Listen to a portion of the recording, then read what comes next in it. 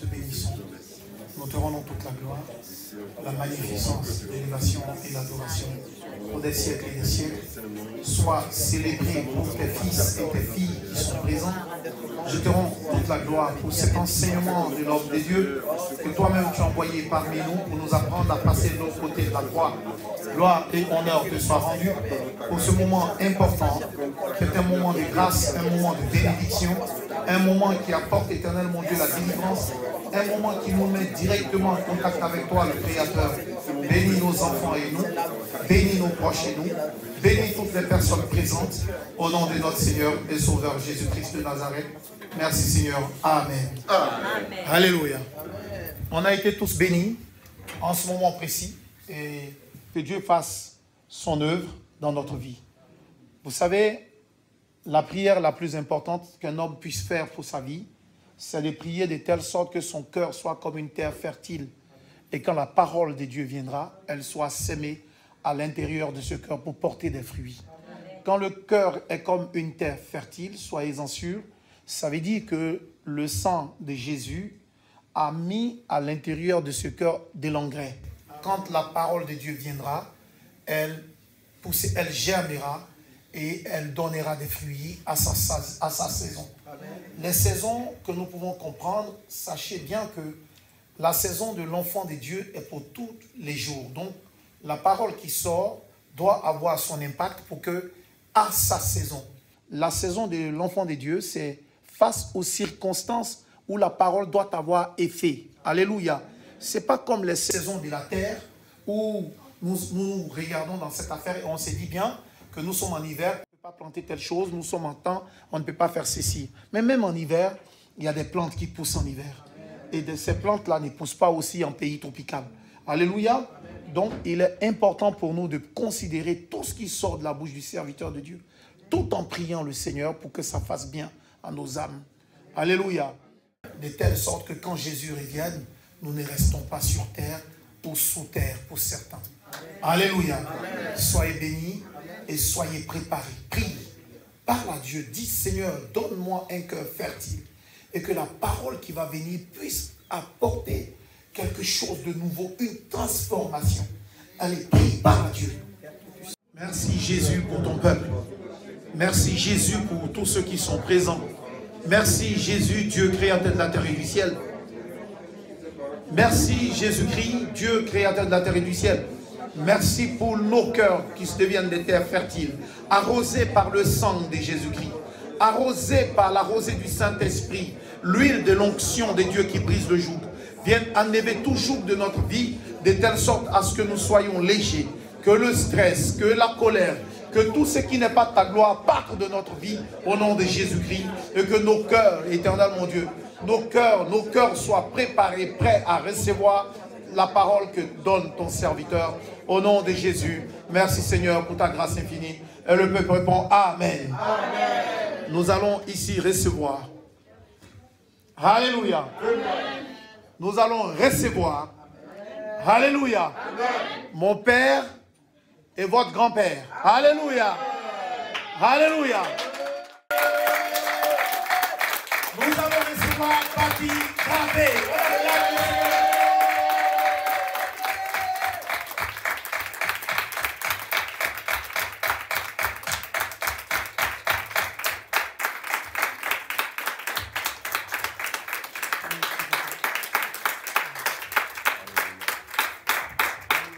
Gloire à Dieu, vous pouvez vous asseoir, bien-aimés.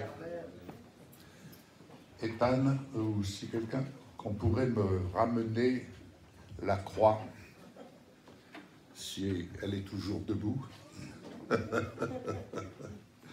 Voilà.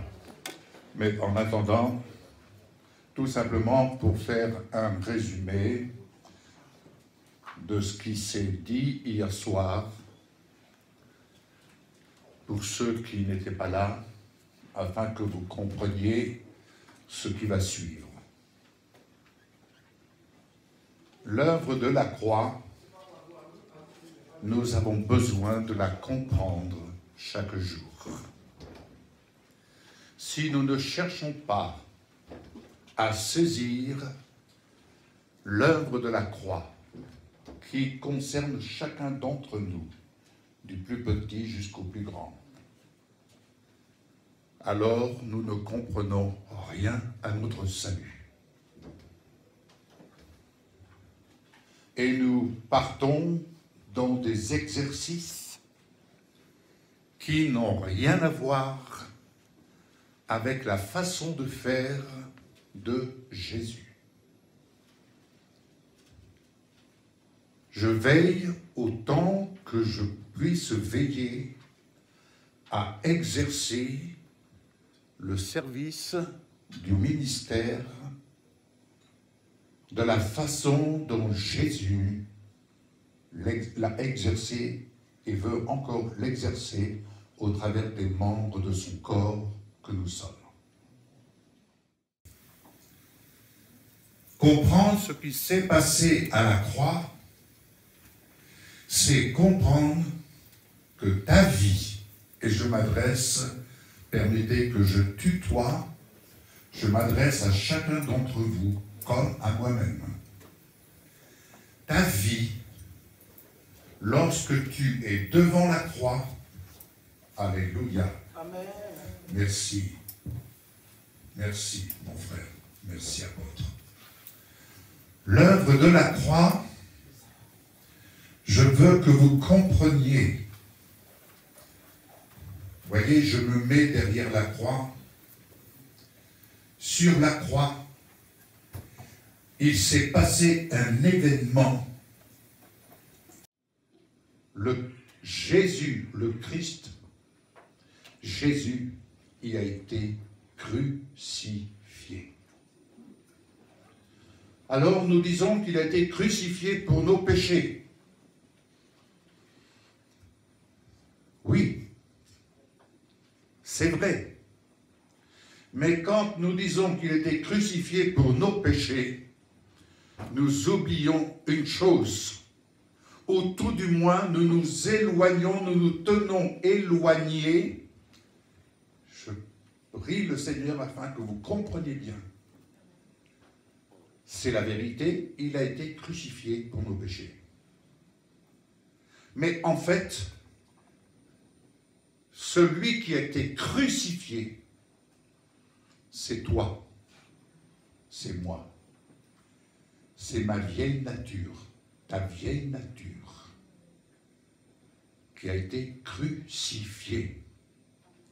Et c'est Jésus qui en a payé le prix en prenant ta place. L'apôtre Paul, dans Galates 6, 14, 15, dit ceci: « Je ne veux rien savoir d'autre que la crucifixion de Jésus, la crucifixion du monde. » Du monde. Lorsque tu regardes le monde, lorsque tu regardes l'enfer de la drogue, lorsque tu regardes l'enfer de la cupidité, tout cela a été crucifié. Ainsi, en te tenant devant la croix,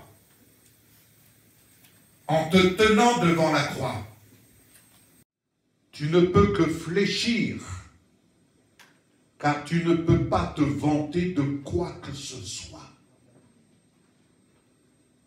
Même l'astronaute Thomas ne peut pas se vanter de dire « j'ai été dans l'espace et demain je vais aller sur la Lune ». Tout ça c'est beau, c'est merveilleux. Quelle aventure! Mais il peut aller dans l'espace. Ce qui lui importe, c'est de rencontrer Jésus le ressuscité. Pourquoi? Parce que, étant crucifié, Jésus est venu te délivrer du séjour des morts. Dans ce monde, tu peux avoir la plus belle villa. Tu peux avoir, je dirais, la case du pygmée. Tu peux avoir tout ce que tu veux. Mais un jour ou l'autre, tout cela disparaîtra. Tu peux avoir un coffre-fort rempli de lingots, mais un jour ou l'autre, tu partiras et les lingots ne te suivront pas. S'ils venaient éventuellement à te suivre, ils vont fondre. Ils vont fondre dans le feu. Regardez ce qui se passe, les inondations, les incendies. Que reste-t-il? Des gens dépourvus de tout, n'ont plus de vision, perdus. Mais toi qui regardes et qui te vois à la croix, ce n'est pas avoir une image négative de toi, c'est accepter la justice qui a été rendue par Dieu dans l'œuvre de son Fils, afin que toi et moi, nous soyons libérés de l'accusateur. Car pour celui qui est en Jésus-Christ, il n'y a plus de condamnation. Il n'y a plus de condamnation. Il s'est passé pour toi et moi un événement. Je retourne la croix pour te faire comprendre une chose. Tu as été délivré de la mort, du pouvoir de celui qui n'a qu'un désir, et je l'appelle le voleur d'âme. Le voleur d'âme. Parce que tu as été ressuscité avec Jésus. Et tu as été assis ensemble avec lui. Parce que tu es devenu en lui, par lui, avec lui, tu es devenu une nouvelle création. Et parce que tu es devenu une nouvelle création, tu es devenu sa création, celle que Dieu a recréée dans l'homme nouveau, la femme nouvelle, qui désormais est destinée, appelée à penser comme Dieu pense, à vivre comme Dieu désire nous voir vivre. Alléluia. Amen. Et plus encore, rappelez que Jésus a fait de toi et de moi un royaume de sacrificateurs. Écoutez bien, tu n'es plus destiné à vivre selon l'ordre des choses de ce monde. L'ordre des choses de ce monde fonctionne comme il veut fonctionner. Mais, comme Jésus l'a dit, je ne suis plus de ce monde tout en étant dans ce monde. C'est incontestable, nous sommes dans ce monde. Il faut apprendre à vivre dans ce monde. Mais je ne pense pas comme Monsieur Tout-le-Monde. Je pense à contre-courant de Monsieur Tout-le-Monde. Parce que ma pensée, ma vision, ainsi doit-il en être ainsi pour toi, et celle que le Saint-Esprit m'enseigne pour vivre ma destinée royale. Et ta destinée royale, c'est d'être une femme, un homme, qui apprend à vivre, non pas selon la religiosité, mais à vivre en homme et en femme libérés. Libérés. N'oublie jamais que la religion n'est que la structure que les hommes fabriquent. la religion, quelle qu'elle soit, n'est qu'un squelette sans vie. Vous pouvez faire les plus belles structures ecclésiastiques, mais la vie avec Jésus, ce n'est pas cela. D'ailleurs, Jésus a dit, je suis. Je suis. Amen. Je suis. Amen. Je suis. Amen. Dans le présent. Amen. Je suis dans le présent comme hier et éternellement. Amen. Désormais, je m'appelle je suis. Celui qui est en Christ est une nouvelle créature. Alléluia. Amen. Et cette nouvelle créature est soumise à l'Esprit de Dieu. Cette nouvelle créature se soumet à la volonté divine. Et la volonté divine n'est pas une doctrine. La volonté divine pour chacun n'a qu'un mot, amour. La volonté divine n'a qu'un mot, amour. Parce que Dieu est amour. Alléluia. Et le témoignage de son amour, il est là, de l'autre côté de la croix. Amen. Hier, certains d'entre vous, vous vous êtes approchés de la croix pour reconnaître que votre vie y a été crucifiée, mais aussi pour accepter de passer de l'autre côté de la croix. Amen. Amen. Voilà le rappel de ce qui était hier. Maintenant, nous allons voir ce qui se passe de l'autre côté de la croix. Alléluia. Ce qui se passe de l'autre côté de la croix. Nous entrons alors dans la dimension de gloire. Nous entrons alors pour nous positionner dans la victoire. Est-il encore nécessaire de rappeler que sur cette croix, c'est notre délivrance.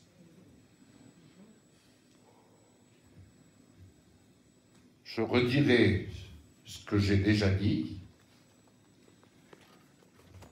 Il n'existe pas dans la parole de Dieu de ministère de délivrance. Votre délivrance, elle est à la croix. Et en passant de l'autre côté de la croix, vous regardez bien en face celui qui vous fait croire, ou veut vous faire croire, que vous avez besoin de délivrance. Si réellement votre cœur est circoncis par la main de Dieu, vous êtes délivré. Mais si votre cœur n'est pas circoncis, il n'y a pas de conversion.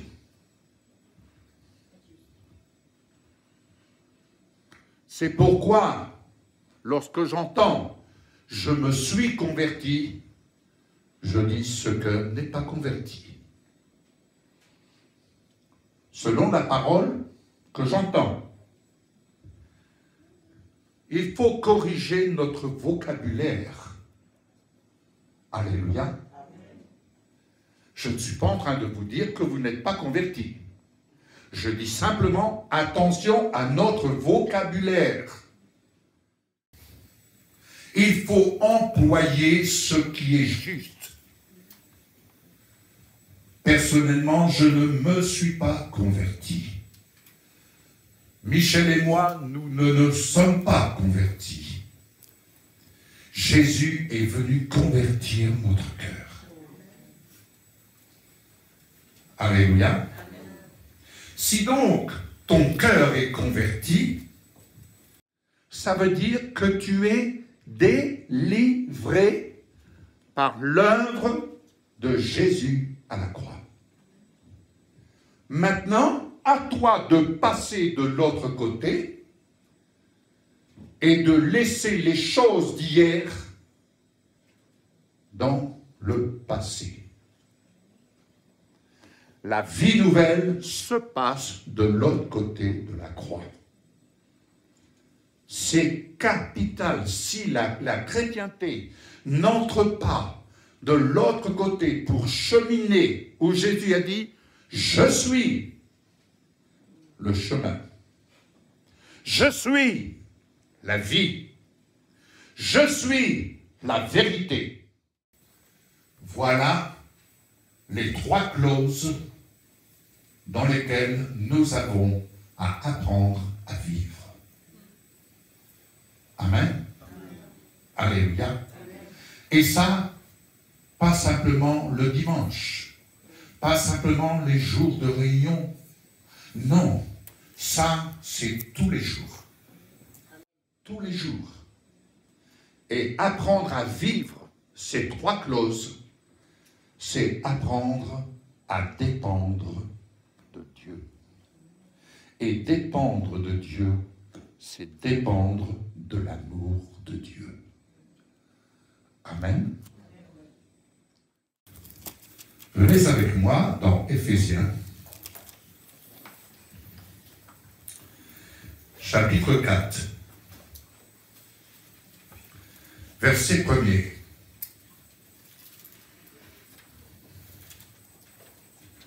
Nous poursuivons ce qui a été partagé hier.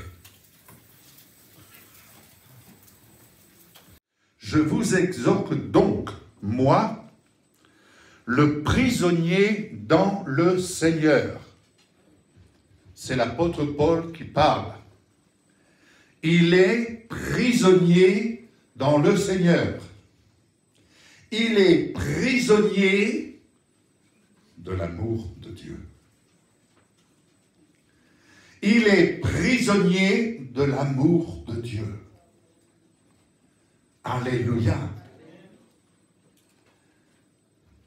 À marcher d'une manière digne de la vocation qui vous a été adressée, et non pas de la passion, mais de la vocation.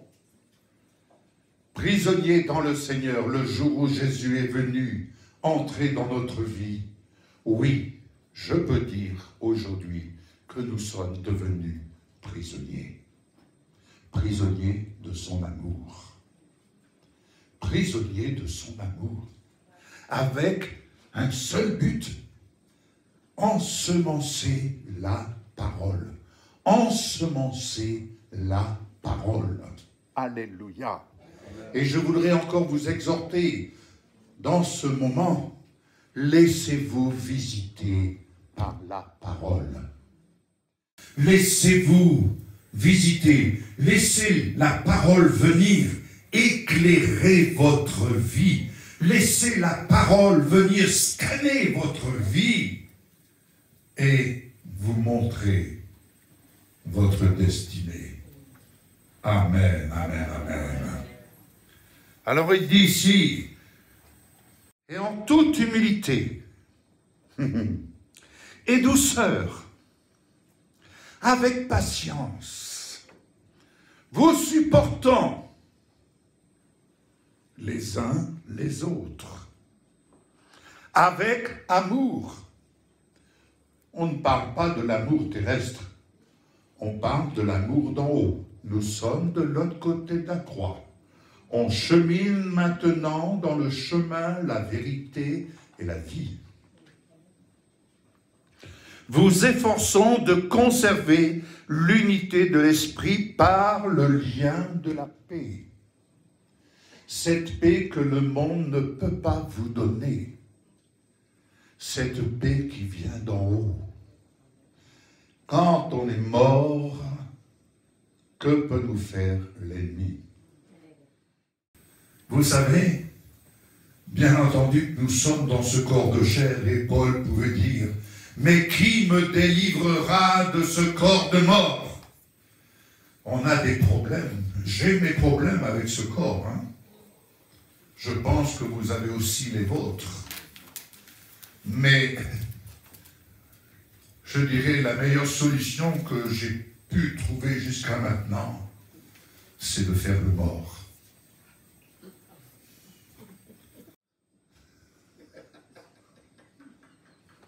C'est de faire le mort. Quand tu es mort, quel mal peut-on te faire?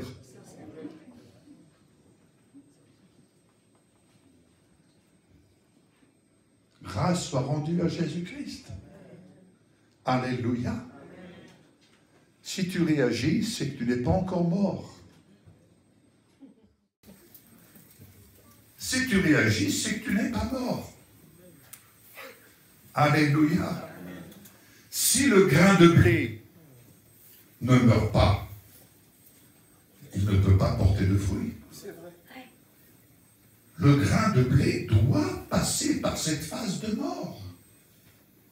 Tu as été racheté parce que tu as de la valeur. Et Jésus te donne de la valeur.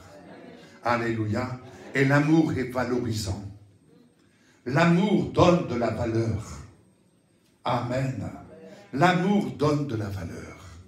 Gloire à toi, Jésus.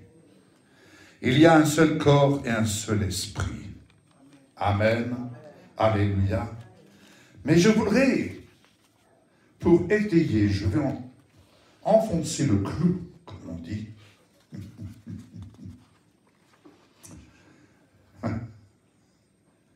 Quel est le but que Jésus a pour nous?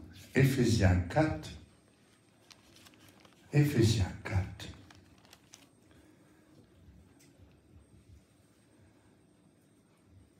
Paul dit au verset 9, « Or que signifie, il est monté, sinon qu'il est aussi descendu dans les régions inférieures de la terre. Celui qui est descendu, c'est le même qui est monté au-dessus de tous les cieux, afin de remplir toutes choses. Et il a donné les uns comme apôtres, les autres comme prophètes, les autres comme évangélistes, les autres comme pasteurs et docteurs, pour le perfectionnement des saints. » Pour le perfectionnement des saints, en vue de l'œuvre du ministère et de l'édification du corps de Christ.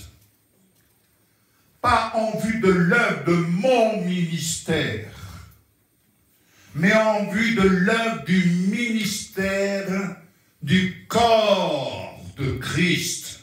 Et quel corps? Jusqu'à ce que nous soyons tous parvenus à l'unité de la foi et de la connaissance du Fils de Dieu, et soulignez ça s'il vous plaît, à l'état d'homme fait à la mesure de la stature parfaite de Christ. À la mesure de la stature parfaite de Christ. Où en sommes-nous? Cela se passe de l'autre côté de la croix. Vous entendez? Cela se passe de l'autre côté de la croix. C'est-à-dire que là, nous sommes en train de changer de décor. Nous sommes en train de sortir de ce monde pour passer de l'autre côté et entrer dans notre destinée.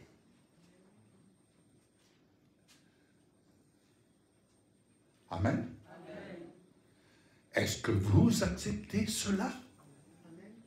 Est-ce que vous acceptez de dire « J'arrête de m'amuser, j'arrête de jouer à l'église parce que ma destinée personnelle, car je parle de votre destinée personnelle, comme de la mienne, votre destinée personnelle se passe de l'autre côté.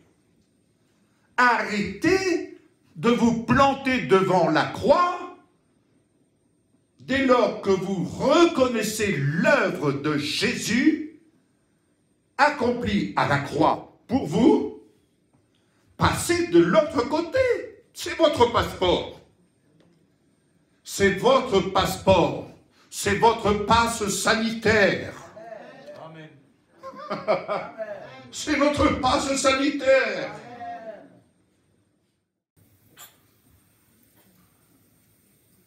Et on a le code. Il est très simple. Christ glorifié. C'est notre code. Je ne parle pas de Jésus de Nazareth. J'entendais un jour quelqu'un qui priait pour un serviteur de Dieu, enfin plusieurs qui priaient pour un serviteur de Dieu. Et certains, au nom de Jésus-Christ, au nom de Jésus, l'homme de Nazareth. Et un jour, je ne comprenais pas. J'étais irrité dans l'esprit d'entendre cela. Je ne comprenais pas pourquoi. Mais j'ai compris. Jésus, l'homme de Nazareth. Alléluia. Mais dites-moi, il est passé à la croix. Où est-il maintenant? Est-ce qu'on parle encore de l'homme de Nazareth? Non. Où est-il? Il est Jésus, le Christ glorifié, assis à la droite de Dieu. Il nous a ressuscités avec lui et il nous a fait asseoir avec lui. Il a changé d'adresse.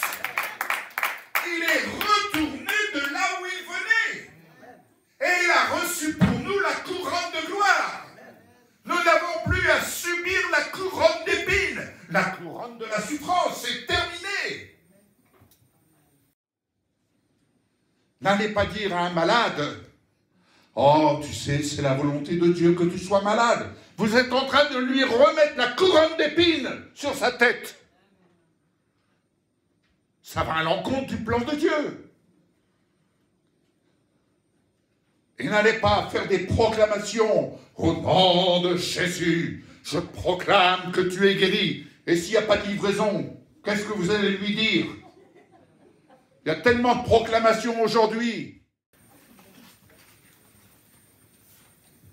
La foi qui vient de la parole est produite et suivie des faits. Et nous savons de quoi nous parlons. Il y a des choses que nous ne voyons pas, comme nous pourrions l'espérer, cela va de soi. Mais cela n'enlève en rien que dans les meurtrissures de Jésus, nous sommes guéris. Cela n'enlève en rien à la vérité. Mais c'est simplement que nous avons besoin d'apprendre à servir et de vérifier que Jésus vient rendre témoignage à la parole. Vous savez ce que ça veut dire, la foi comme un grain de sénévé? Je vais vous apprendre peut-être quelque chose, à moins que vous le sachiez. La foi d'un grain de sénévé. Vous savez que certaines personnes, dans leur potager, dans leur jardin, ils ensemencent des graines de sénévé. Vous savez pourquoi? Et vous savez pourquoi Jésus prend cette illustration? Si vous avez la foi comme un grain de sénévé. Parce que la graine de sénévé a cette particularité d'enlever, d'extraire de la terre tout ce qui est toxique. Autrement dit, avoir la foi comme un grain de sénévé, c'est pas dire « Oh, j'ai une petite foi ». Non, il faut voir l'usage que le Seigneur opère avec la graine de sénévé, c'est qu'il vient enlever de ta vie, de tes croyances, tout ce qui est toxique à la foi. Tout ce qui est toxique au processus de la foi. Si tu t'appuies sur simplement le fait « je crois », tu t'appuies sur ta foi. Mais si tu t'appuies sur la parole de la justice de Dieu, tu apprends à t'appuyer et à recevoir ce qui vient de la parole. Tu t'appuies sur la mesure de foi que la parole te produit, te livre, te sert. Alléluia. Amen. Ainsi, parvenir à la mesure de la stature parfaite de Christ, ça veut dire quoi? Ça veut dire être un bon chrétien?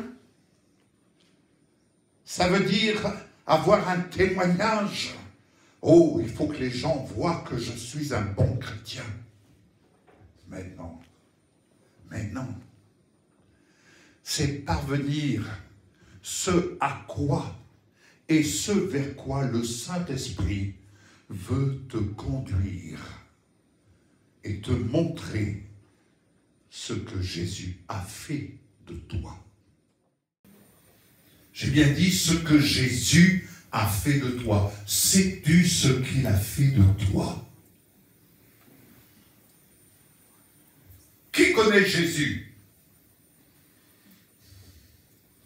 Levez la main si vous connaissez le Seigneur. Levez la main. N'ayez pas peur. Hein? Levez la main. Alléluia. Amen. Très bien. Très bien. Je vois qu'il y a des gens qui connaissent le Seigneur. Bon, c'est bon, donc je n'ai plus rien à dire. Ils connaissent le Seigneur. Apôtre Ethan, on peut regagner par là. Non, non, non. Mais dites-moi, est-ce que le Seigneur vous connaît? C'est ça qui est important. Est-ce que Jésus vous connaît? Eh bien, je vais vous dire, si vous le connaissez, montrez-moi. Montrez-moi-le. Je veux voir Jésus. Parce que j'apprends à le connaître. Je ne le connais pas encore parfaitement.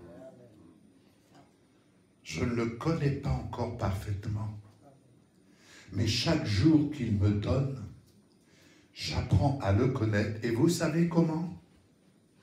En exerçant mon esprit à se soumettre à l'Esprit de Dieu qui vient éclairer ma vie, éclairer tout mon être et me montrer la voie où je dois marcher aujourd'hui et poser les actes qu'il souhaite me voir poser. Pourquoi? Parce qu'il m'a rendu partenaire avec lui. Sais-tu que de l'autre côté de la croix, tu deviens partenaire avec Jésus? Amen. Partenaire avec sa parole. Partenaire dans ses actes. Partenaire dans les investissements. Partenaire dans l'amour. Partenaire dans plein de sujets.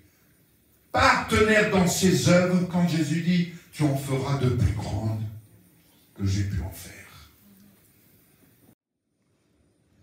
Alors oui, quelle belle vocation que d'être partenaire avec Jésus. Amen.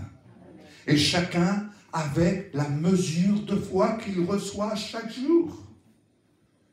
Alléluia. Amen. Alors, passons au chapitre 5, verset 8.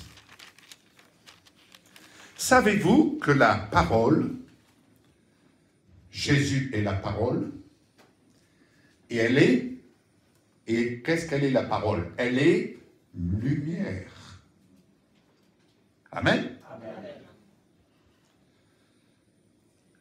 La lumière est en toi. Alléluia. Est-ce que l'obscurité peut dominer la lumière? Ah, répondez, parce que je vais m'endormir sinon. Bien. Si donc l'obscurité ne peut pas dominer la lumière, pourquoi combattre un ennemi qui a été vaincu?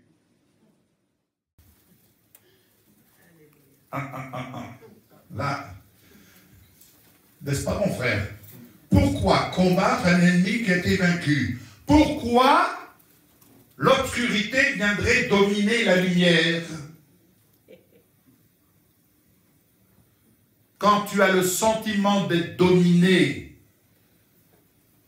par le prince des ténèbres, c'est tout simplement parce que tu n'es pas à la bonne position. Car en Jésus-Christ, je n'ai plus à combattre dans le domaine de la chair et du sang.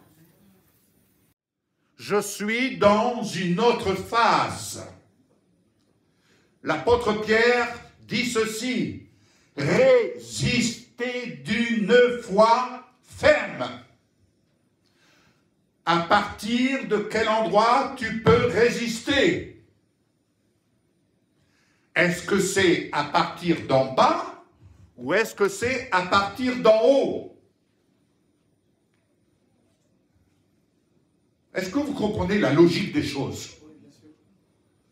Donc, arrêtez de vous laisser entraîner par l'adversité qui veut vous emmener hors de votre terrain,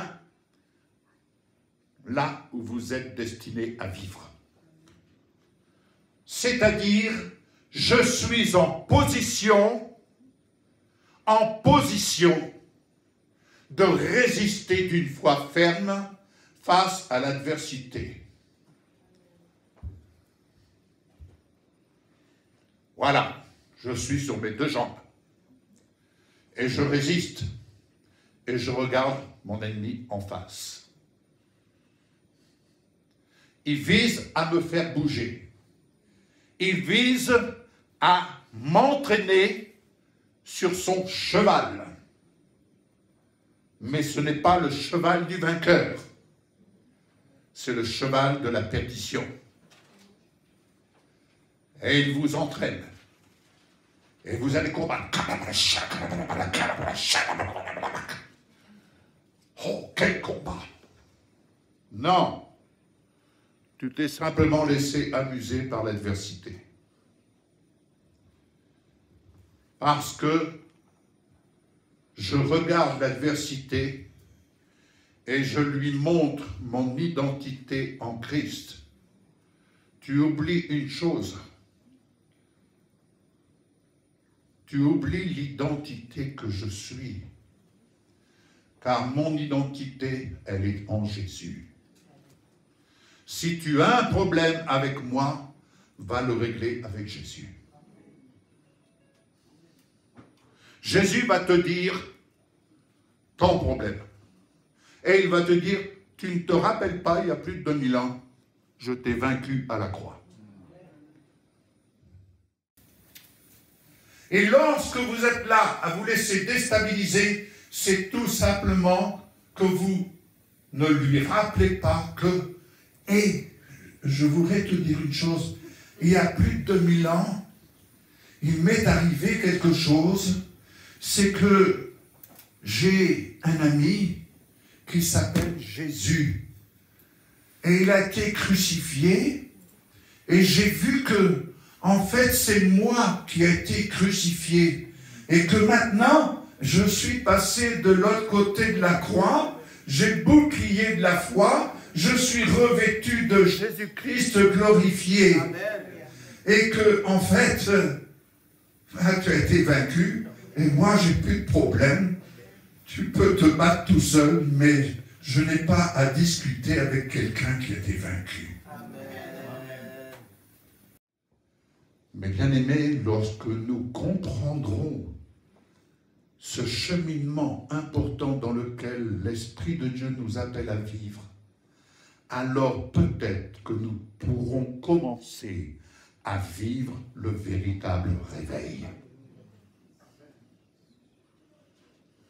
Ce que vous entendez aujourd'hui, je sais que cela est certainement en train de vous faire chavirer et de perdre le contrôle. Oui, marcher avec Jésus, c'est perdre le contrôle du moi.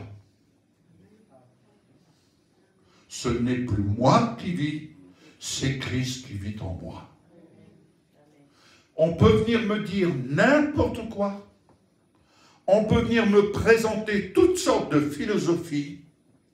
Je peux vous assurer, mes bien-aimés, je sais qui je suis, je sais où je vais, je sais qui je sers, je sais qui me rémunère, et je sais une chose, c'est que j'aime le suivre. Et j'aime parler de lui, afin que la chrétienté, le croyant ou toute autre personne soit libérée de sa captivité. Parce que l'adversaire tient beaucoup de croyants en captivité. Alléluia. Amen. Allons plus loin.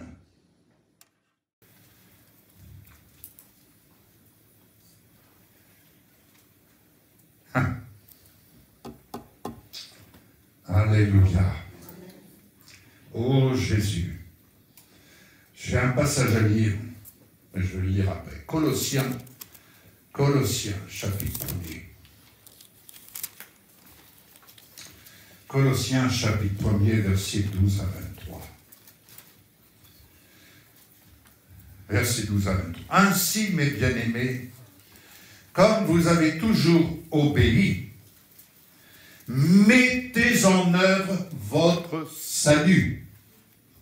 Mettez en œuvre votre salut qui se passe de l'autre côté de la croix. J'insiste.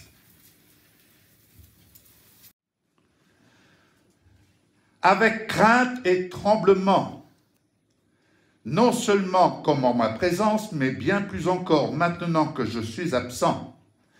Car c'est Dieu qui produit en vous le vouloir et le faire selon son bon plaisir. Faites toutes choses sans murmure, ni hésitation, afin que vous soyez irréprochables et purs, des enfants de Dieu irréprochables, au milieu d'une génération perverse et corrompue, parmi laquelle vous brillez comme des flambeaux dans le monde, portant la parole de vie. Alléluia. Et je pourrais me glorifier au jour de Christ de n'avoir pas couru en vain et travaillé en vain. Amen. Maintenant, je reviens en arrière. Éphésiens 5. Éphésiens 5. Savez-vous quelle est votre destinée? Alléluia. Je vais vous montrer quelle est votre destinée. Je dirai la chose encore plus précisément. Quelle est notre destinée? Vous savez qu'il y a un grand problème dans la chrétienté. Un problème de chaque personne. C'est d'accepter de se voir tel que Dieu. Je vais dire la chose autrement. Ta plus grande difficulté, c'est d'accepter de te voir comme Dieu te voit. Amen. Je vais vous raconter une anecdote, je peux me permettre. Il y a bien des années, j'étais dans une maison, enfin nous étions, Michel et moi, dans une maison, et nous étions dans la prière avec un groupe de personnes. Et voilà qu'il y a une dame qui se lève et qui vient vers moi et qui me dit « Pasteur Yves,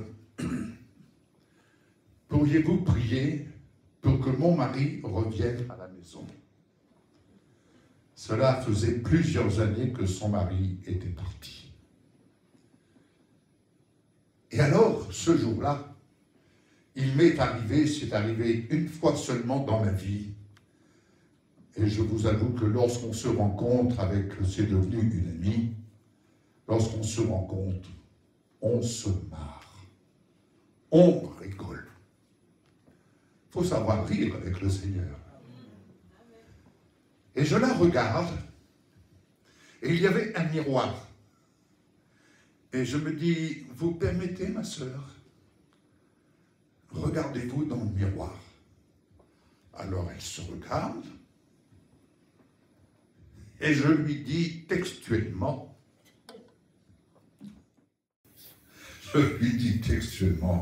vous croyez que c'est avec une tête comme vous avez que votre mari va revenir? Et vous savez que quelquefois, j'ose dire que le Saint-Esprit nous inspire des paroles chocs. Et alors, bon, j'ai prié pour elle, et puis je prends conscience quand même, je me dis, j'ai été un peu fort. Et quand elle est rentrée chez elle, elle a pas mal de miroirs sur un mur. Et quand elle est rentrée chez elle, mais il se prend pour qui, ce pasteur, de me dire avec quelle tête que j'ai, comment mon mari peut-il rentrer?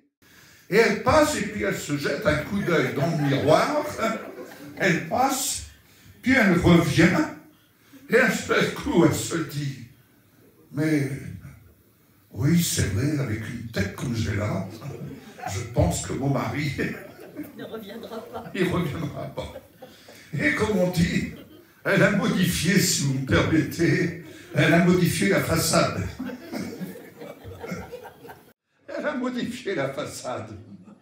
Et quelle ne fut pas sa surprise, un jour, de voir son mari rentrer avec la valise, comme si de rien n'était, après 15 ans d'absence.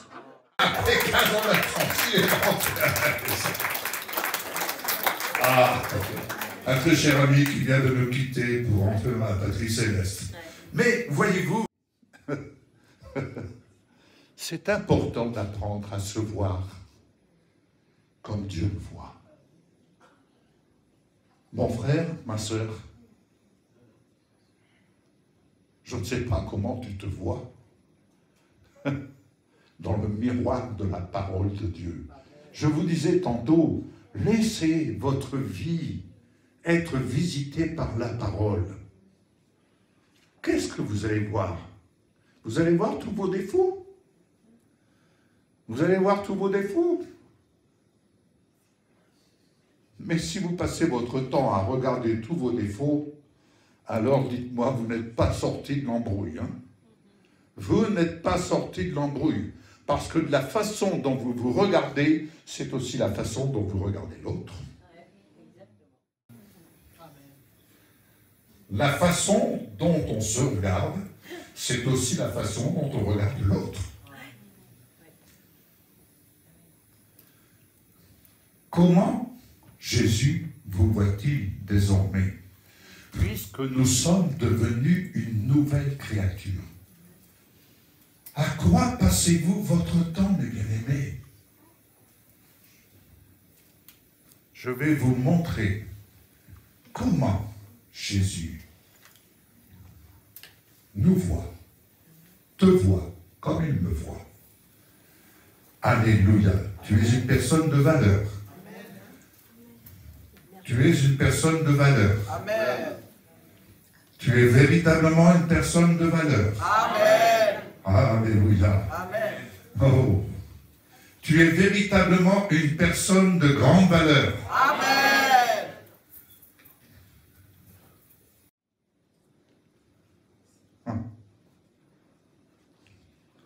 Je ne sais pas si tu en es convaincu. Je ne sais pas si tu en es convaincu. Pour l'instant, vous ne m'avez pas convaincu. Personnellement, je sais que je suis une personne de grande valeur. Michel est une personne de grande valeur. Et parce que nous sommes des personnes de grande valeur, nous vivons tout simplement avec cette assurance que nous sommes des gens de valeur. Et lorsqu'on déambule dans les rues de la ville, nous sommes assurés que nous sommes des gens de grande valeur. On n'a pas besoin de le dire. On n'a pas besoin d'apparaître. Nous sommes. Nous sommes comme je suis. Nous sommes dans le présent. Et notre vie, comme ta vie, n'a ni commencement ni fin. Tu es étranger sur cette terre. Ce qu'on retiendra de toi, c'est ce que tu as été dans le Seigneur. Amen. Alors, venez dans Éphésiens 5, à partir du verset 25.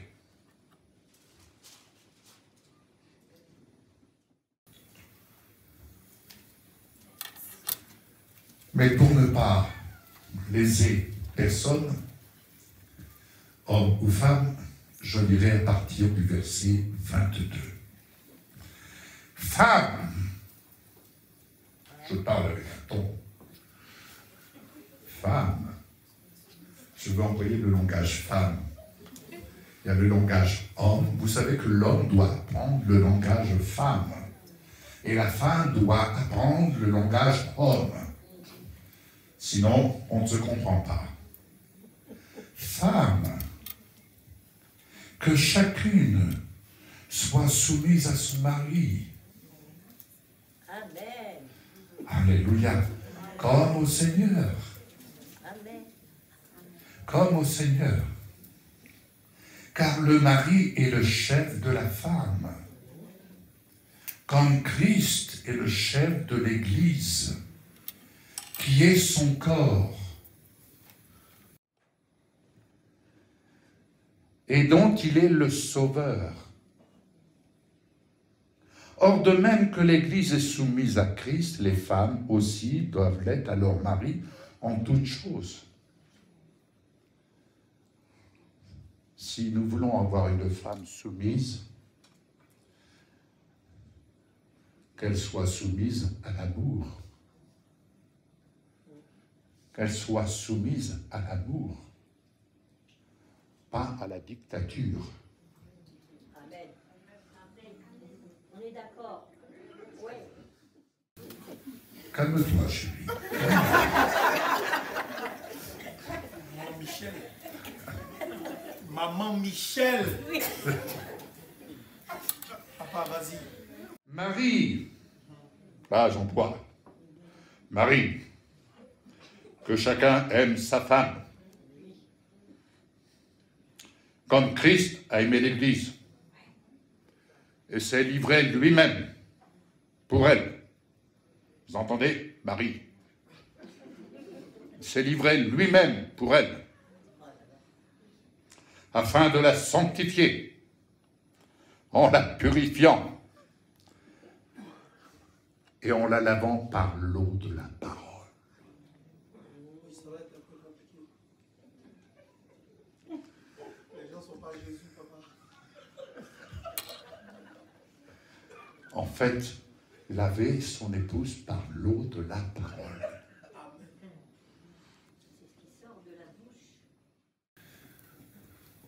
Cette parole qui sort de la bouche de Dieu. Mais écoutez bien la suite. Pour faire paraître, donc il dit comme Christ a aimé l'Église, hein, pour faire paraître devant lui cette Église. Tu peux dire, je suis l'Église. Je suis l'Église.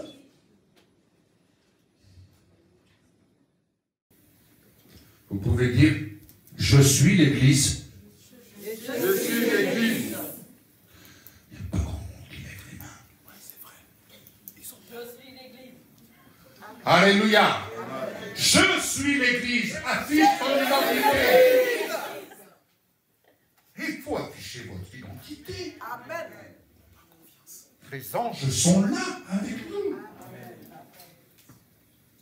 Alors, faire paraître devant lui cette Église glorieuse. C'est-à-dire de l'autre côté de la croix. Hein? Sans tache. C'est-à-dire purifiée. Belle. Par idée. Michel me reproche très souvent quand je prêche que je suis un peu trop sévère. Ah, peut-être raison. Mais tu sais, chérie, il y a des visages qui sont là devant moi. Ils me font peur.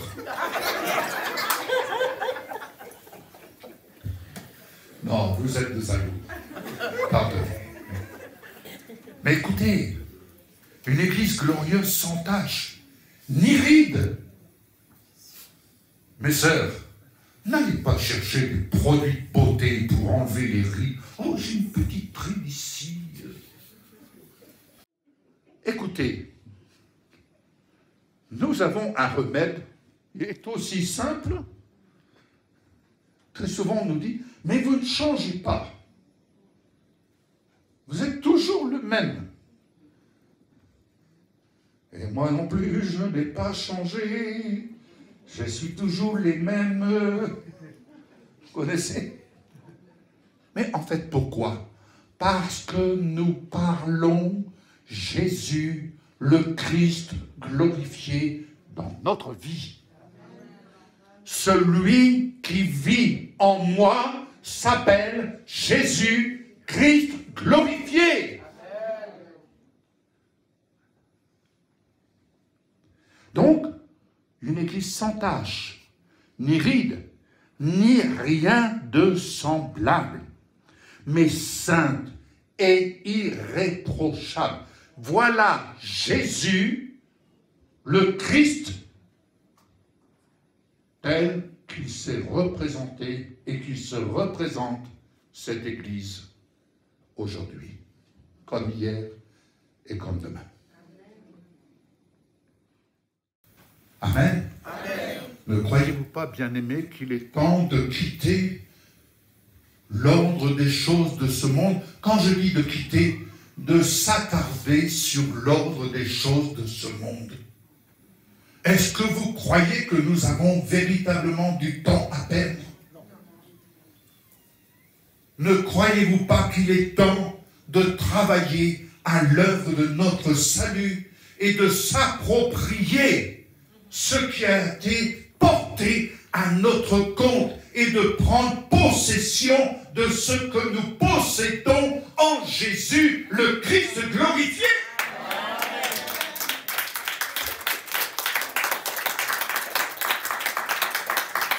Celui qui mène une vie de désordre, c'est qu'il n'a pas encore compris la croix.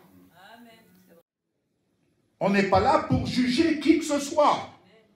Mais on est là simplement pour rappeler l'œuvre de la croix et de l'autre côté de la croix. Mais quant à vous, si vous avez compris ce qui s'est passé à la croix pour votre vie, alors ne perdez pas de temps à des formalités. J'ai bien dit à des formalités. Vivez votre vie dans le « je suis », le même, hier, aujourd'hui et demain. Arrêtez de perdre du temps. Arrêtez de perdre du temps. Soyez attentifs au témoignage que Jésus vient rendre à sa parole. C'est là notre appel, à porter le témoignage que Jésus rend à sa parole. Alléluia. C'est ainsi que le mari doit aimer sa femme comme son propre corps. Il doit l'aimer en apprenant à voir sa femme dans toute sa beauté. Amen. Dans toute sa beauté. Je précise, la beauté intérieure reflète sur l'extérieur. Si tu es moche à l'intérieur, tu seras moche à l'extérieur.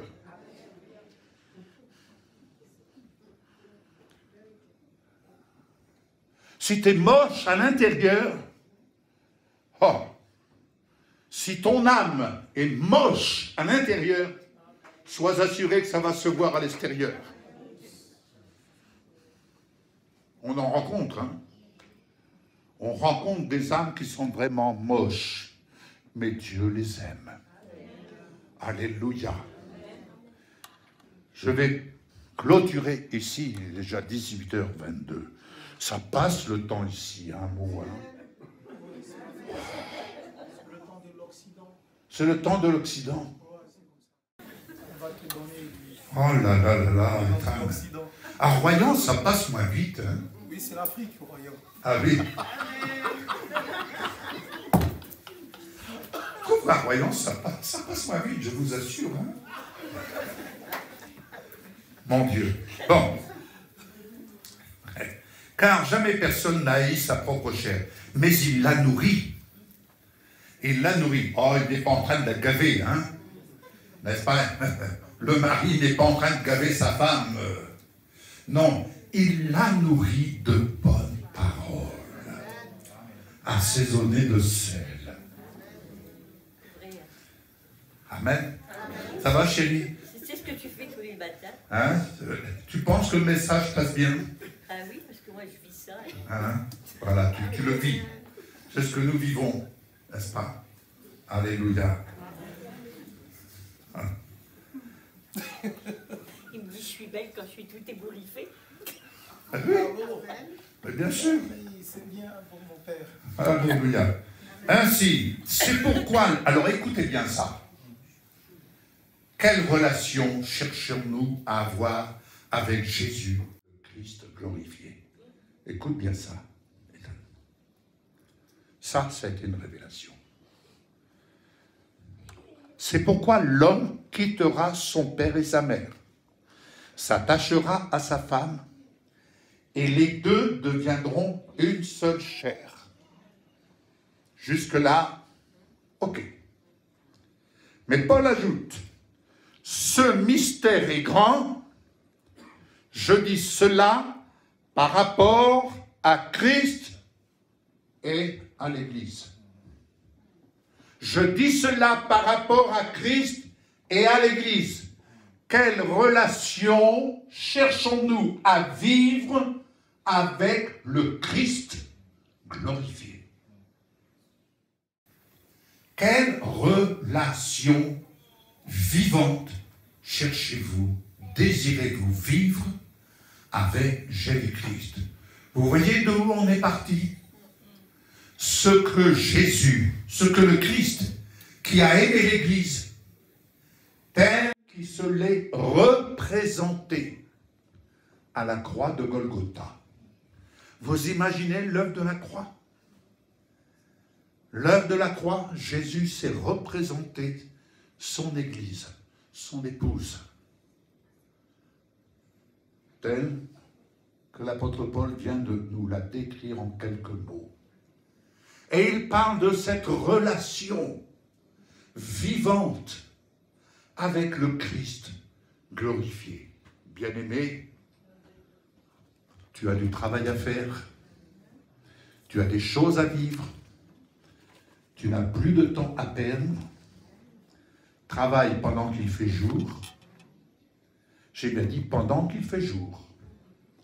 Car ce que demain sera, tu ne le sais pas.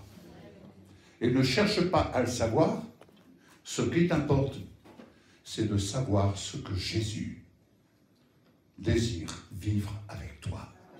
Amen. Prions. Gloire à toi, Jésus. Merci, notre Père, pour l'œuvre de ta parole.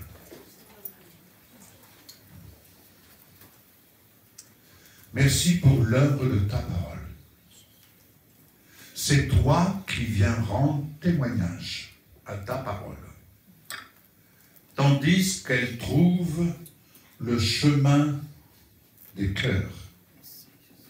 C'est toi qui, dans chacun de ces cœurs, viens rendre témoignage. Et là où ton témoignage est reçu, merci de transporter ces cœurs dans leur destinée de l'autre côté de la croix et dans cette relation telle qu'elle nous est définie relation époux-épouse.